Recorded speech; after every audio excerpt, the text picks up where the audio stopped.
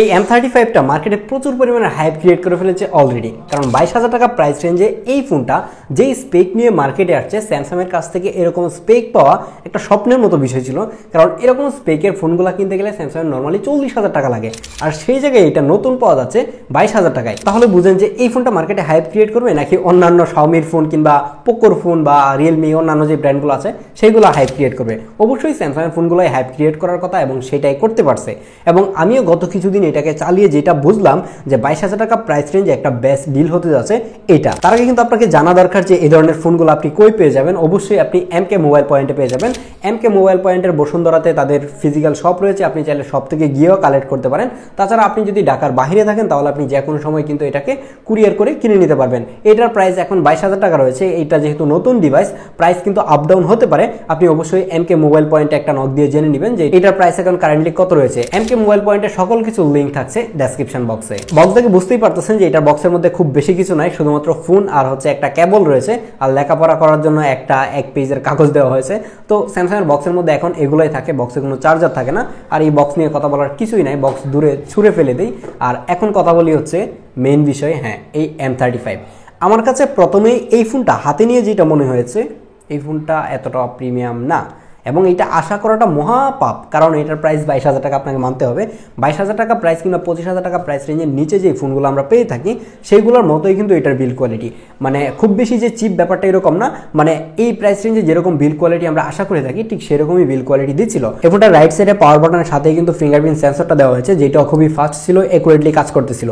কিন্তু অনেক সময় এটা পকেটে থাকা অবস্থায় দেখা যায় যে ফিঙ্গারপ্রিন্ট স্ক্যানারের যে টাইমটা সেটা ওভার হয়ে গেছে। তার মানে পকেটে থেকেই হয়তো বা এটাকে পকেটকে স্ক্যান করা শুরু করে দেয়, এরকম কিছু একটা করে। তো এটা আপনাকে মাথায় রাখতে হবে। তাছাড়া যদি আপনি এর উপরের দিকে দেখেন তাহলে আপনি ভলিউম বাটন পেয়ে যাচ্ছেন। এর বাটনগুলো খুবই ক্লিকি ছিল, আর টপ সাইডে একটা নয়েজ ক্যান্সেলেশন মাইক পাচ্ছেন। আর যদি বটম সাইডে আসেন তাহলে আপনি এই জায়গায় microphone, USB type C port এবং স্পিকার। এটা স্পিকারের সাউন্ডের কোয়ালিটির কথা যদি বলি তাহলে এভারেজ লেভেলের ছিল, খুব বেশি যে ভালো এরকম না, কিন্তু প্রাইস রেঞ্জ হিসেব করতে গেলে মোটামুটি ঠিকই আছে। তাছাড়া যদি লেফট সাইডে আসেন তাহলে এই জায়গায় একটা সিম কার্ড স্লট পাচ্ছেন, যেটার মধ্যে হাইব্রিড সিম ইউজ করতে পারেন, মানে একটা সিম একটা মেমোরি, না হলে দুইটা সিম। আর এর সামনের দিকের গ্লাসটা কিন্তু কর্নিং গরিলা গ্লাস ভিক্টাস দ্বারা প্রোটেক্টেড।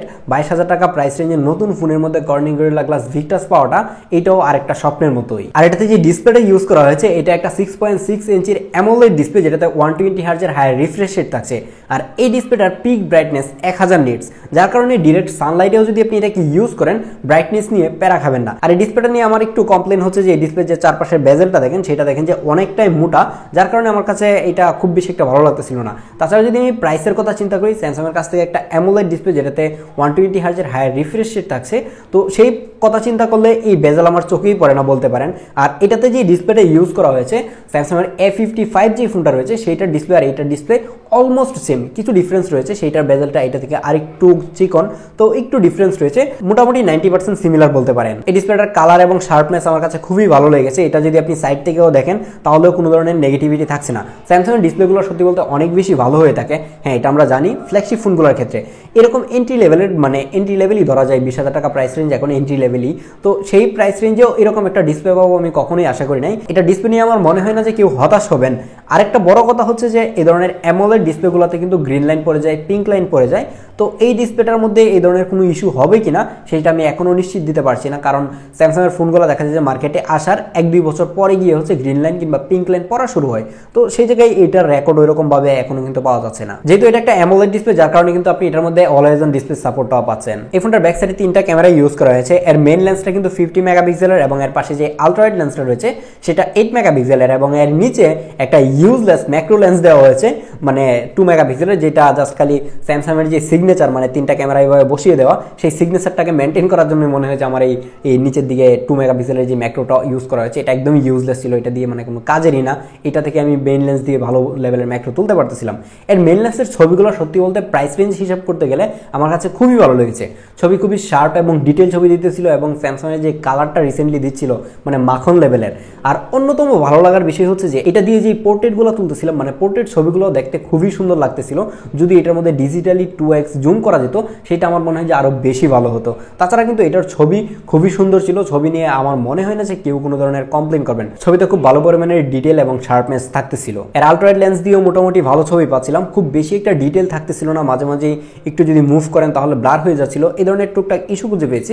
তাছাড়া যদি এর আলট্রাওয়াইডটা লো লাইটে ইউজ করেন তাহলে মোটামুটি ভালো পরিমাণের নয়েজ এবং গ্রেন দেখতে পাবেন। তো সেই জায়গায় আমার মনে হয় যে মেন লেন্স নিয়ে সবাই সন্তুষ্ট থাকবেন। এই বাজেটের ফোন থেকে আলট্রাওয়াইড ক্যামেরা থেকে এর থেকে বেশি কারো এক্সপেকটেশন থাকবে না। যেই প্রাইস রেঞ্জে যে ক্যামেরা সেট আপ কভার করতেছে এবং ক্যামেরা থেকে যে আউটপুট পাচ্ছিলাম সেগুলো আমার কাছে অসাধারণ লেগেছে। এর মেন লেন্স দিয়ে আপনি সর্বোচ্চ 4K 60 fps ভিডিও রেকর্ড করতে পারবেন এবং এর আলট্রাওয়াইড দিয়ে 1080p 30 এবং 60 fps ভিডিও রেকর্ড করা যাচ্ছিল। এর ভিডিওগুলো অসাধারণ ছিল। এই প্রাইস রেঞ্জে আমার কাছে ভিডিও অসাধারণ লেগেছে, যদিও কিনা ভিডিওতে ডিটেল এত বেশি থাকে না, কিন্তু আপনি যদি এই প্রাইস রেঞ্জের কথা চিন্তা করেন এবং ক্যামেরার যে ইউআই রয়েছে, ক্যামেরার যে স্মুথনেস, সবকিছু ওভারঅল চিন্তা করতে গেলে এই প্রাইস রেঞ্জে ক্যামেরার দিক দিয়েও কিন্তু এটা অনেক বেশি ভালো ছিল।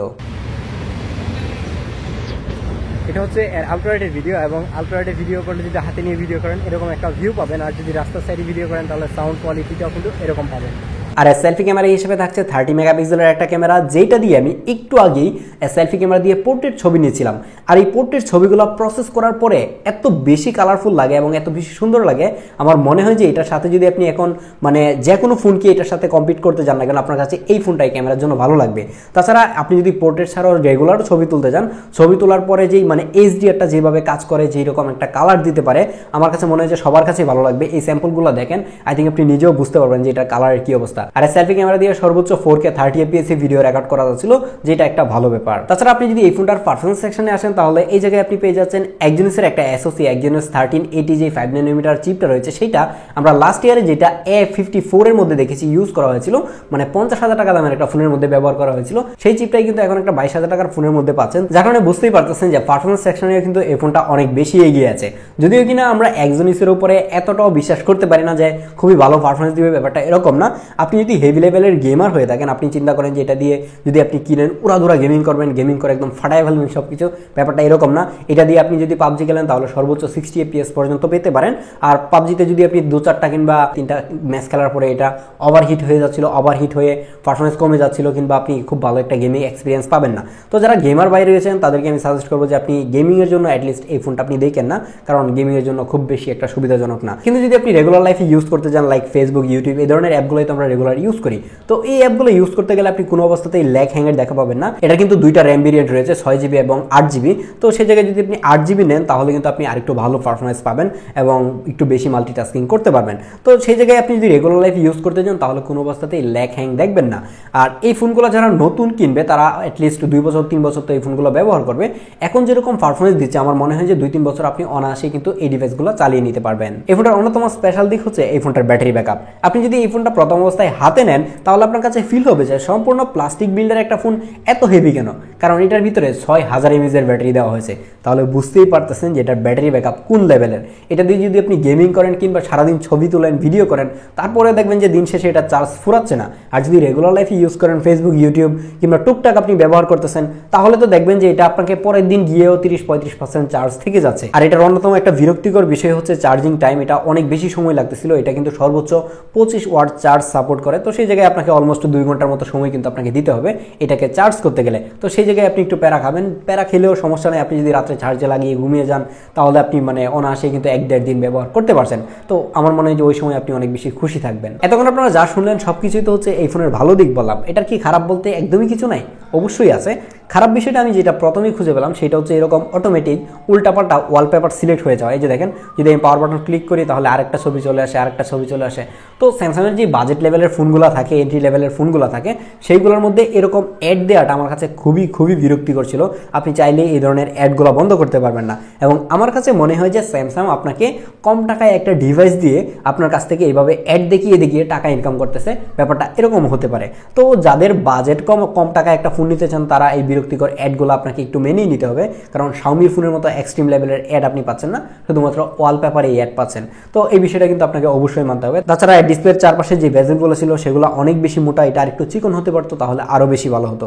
আর ওভারঅল যদি চিন্তা করি, আমার মনে হয় যে সব কিছুর দিক দিয়ে মিলিয়েই এই ফোনটা আসলে 22,000 টাকা প্রাইস রেঞ্জে একটা বেস্ট ডিল। ক্যামেরা বলেন, ডিসপ্লে বলেন, পারফরমেন্স বলেন, সব কিছুই ঠিক ছিল।